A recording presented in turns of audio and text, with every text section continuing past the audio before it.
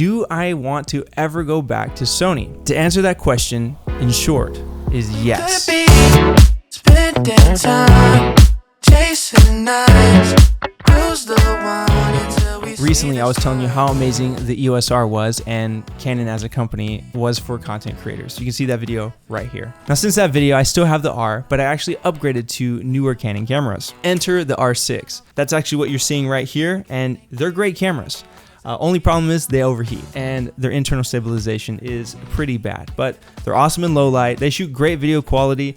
The photos are awesome for social media, and it's my little workhorse. But Sony just dropped, I think, the most surprising camera of 2023, which it got me thinking. I have Blackmagic cameras that I run all my production stuff on. I have my Canon cameras, which is a little bit lower production, still high quality looking stuff, but I needed a camera for behind the scenes, travel, quick photos for social media, things like that, things that I can just throw it in my bag, throw it on a camera strap around my neck, and just be able to shoot content freely. With this new camera that Sony just dropped, the ZV-E1, it got me really intrigued because I wanted something, like I said, can be super freeing when creating content, and it isn't like this massive camera that I have to lug around to get great quality. I did my research. I was looking at everybody's reviews, obviously all the Sony creators, and I was like, you know what? It sounds to me like Sony understands their consumers. They realize that they have new creators wanting to get in the game, and they have well-seasoned creators that, you know, have the cinema cameras that need something in between to create that fast, short form style content. And I think that that's where the ZV-E1 fits. So after checking out that it has 4K 60, 4K 120, amazing internal stabilization, it has S-Log 3, same sensor as the FX3, you can color grade to your heart's desire without it breaking down, and the new color science that Sony has, it kind of made sense as to why I would need this camera. So let me introduce you to the newest member of my camera family. I got it, guys. The Sony ZV-E1. Crazy. I can't believe after ditching all my Sony gear back in 2020, 3 years later, I would be coming back for a camera like this. So without wasting any more time, let's go ahead and see what's inside.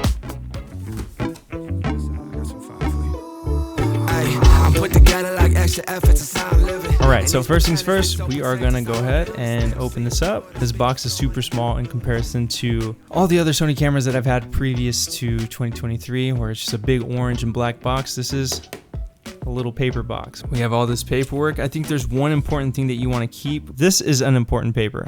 Keep this one on the side. The rest of this stuff can go, but we're gonna keep this right here. We'll go ahead and open this box up. Ooh, let's go. First things first, we got in this nice little, I don't know what this is, looks environmentally friendly. We have the Sony ZV-E1 in all of its glory.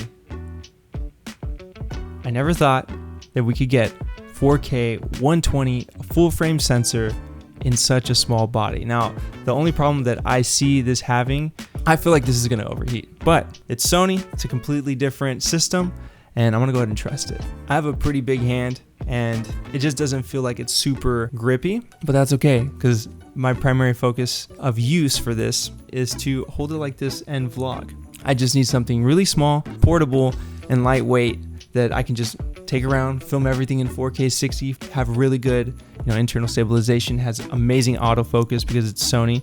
Super nice. It doesn't have all the button craziness that goes on in other cameras. It's very simple, which I actually kind of like. It has side SD card slot right here. I think it takes SD cards with like a V60 and above for 4K 120. So if you have anything below that, it's not gonna work for 4K 120.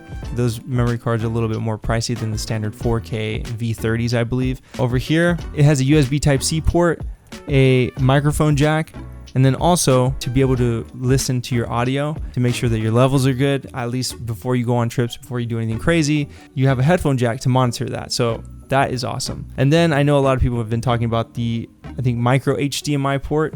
Honestly, I don't see a big deal about it. There's a micro, there's a mini, and then there's just regular HDMI. Either way, I'm able to transmit my image to an external monitor like the Atomos Ninja V. Not really something that I'm worried about. But yeah, I mean, it's super simple. You got the record button on the top. You have the shutter button, which you can change to be in the record button. You have a digital zoom. It has a background defocus mode. So if I'm wanting more bokeh, I don't have a f2.8 lens on this and it's like a 4, I can hit it and it kind of artificially through AI makes the background fuzzier, kind of like the cinematic mode on iPhone. I don't think I'm gonna need it. I just need this to capture BTS content, on-the-go content, vlog content. So that's what this is for. I love the super low profile of it, and also it has this new microphone installed into it where it captures audio from the back, from the front, side. It just makes it super easy so you don't have to throw on like a bigger shotgun mic. But for me personally, I'll probably end up throwing a shotgun mic on this just to have better quality audio. But yeah, ZV-E1. Really good camera. Put this on the side. Next up, we have in this little piece of paper, I believe it's the windscreen. Come on, buddy. There we go. We have like a little ugly dead cat looking windscreen. I believe this just slides on to this part right here. I don't think I'm gonna use this unless I'm in like a really windy area. But like I said, I'm probably gonna have a external microphone on here, a shotgun mic, and it'll be just fine. So I'll leave this in the box. If I ever do need to resell this or whatever, but no need for this. We have the new batteries. If you're familiar with the old A6500, Sony A7S II batteries, there were these smaller type of batteries that Sony had that literally you would have to buy like 20 of to have just like a one-day shoot, because you'd have to pop them in. They would only last like 45 minutes of filming, pull it out, put a new one in. These ones are a little bit thicker, and it only comes with one in the box. And what's nice too, I think in the A6500, the one that I had, the memory card slot would be like right in here, so you'd have to like open up the battery thing just to switch out. And it's nice that this has its own designated spot. So it also has a slot here where if you have a dummy battery, you can run it through, you pull this out. I think this was first done by Canon, where you pull it out, you have the cord that comes out and you can plug it into the wall basically to get continuous power. Pretty nice. With the battery inside of it, it's super light in comparison to my other cameras. I think this is just an awesome form factor of a camera that I never thought would even exist, but it does, and here it is today, Sony ZV-E1. See what else is in here.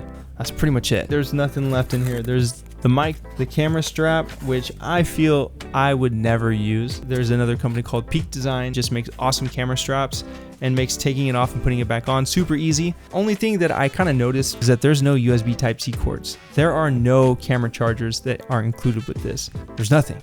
It just comes with one battery. I think it's like barely charged. Now, what I would recommend as you're getting this camera, you order these other batteries right here. Now, they are not from Sony. Don't tell Sony, but it looks like they're called K&F Concept Dual USB Charger.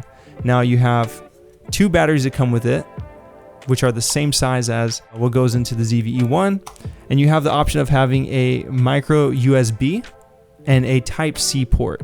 So you can charge either way. Again, if you're a content creator, you probably have tons of these cords laying around. You can just connect it to an iPhone butt, or you can connect it to your computer. It just makes it super easy having two different ports here for charging. So that way you're never left without a cord that won't charge this. So definitely pick up these.